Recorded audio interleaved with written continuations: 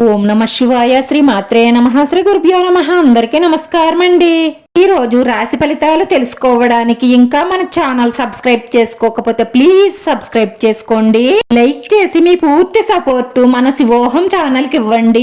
ఈ వారం రాశి ఫలితాలలో ఆచార్య రీత్యా మేష రాశి వారు ఎటువంటి శుభాశుభ ఫలితాలను పొందుతారో తెలుసుకోవడానికి ఈ మన వీడియోని ఎక్కడా స్కిప్ చేయకుండా చివరి వరకు చూడండి. ఈ రోజు ఈ రాశి వారు ఏ పని చేసినా సరే ప్రత్యేకంగా ఉండాలని గట్టిగా నిర్ణయం తీసుకుంటారు. కొత్త కొత్త విషయాలను తెలుసుకుంటారు. కొత్త పనులకు శ్రీకారం చుడతారు. మంచి శుభవార్తలను వినగలుగుతారు. వాహన యోగం గోచరిస్తుంది. వృత్తి, ఉద్యోగ, వ్యాపారాల పరంగా చాలా సానుకూలమైన ఫలితాలే ఉంటాయి. విద్యార్థులకు ఇది చాలా అనుకూలమైన సమయం. కాకపోతే ఈ రోజు మీరు ఇంట బయట వివాదాలకు, రాగద్వేషాలకు దూరంగా ఉండడం మంచిది. అతి ద్వేషం కానీ అతి ప్రేమ కానీ మీకు ఏ మాత్రం పనికిరావు.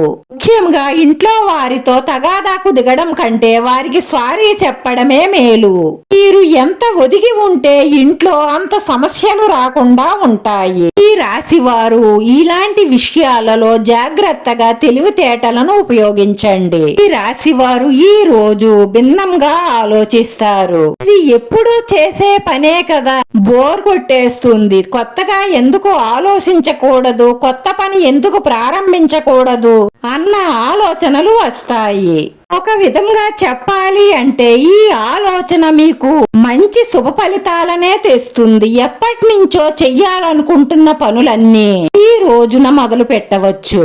ఏమైనా కొత్త కోర్సులో జాయిన్ కావడం కానీ, వ్యాపారంలో ఏమైనా కొత్త మార్పులు తేవడం కానీ, భోజనంలో మార్పు, ఆఫీస్లో మార్పు, మొత్తం మీ ఆలోచనలలోనే మార్పు వస్తుంది. కొత్త విధానాలను అమలు చెయ్యాలన్న ఉత్సాహం మీలో రావడం, ఇవన్నీ కూడా రాబోయే రోజుల్లో మీకు కలిసి వచ్చే అంశాలే అవుతాయి. కాబట్టి ఈ భిన్నమైన రోజును మీకు అనుకూలంగా మార్చుకోండి. తప్పకుండా 100% సక్సెస్ అవుతారు.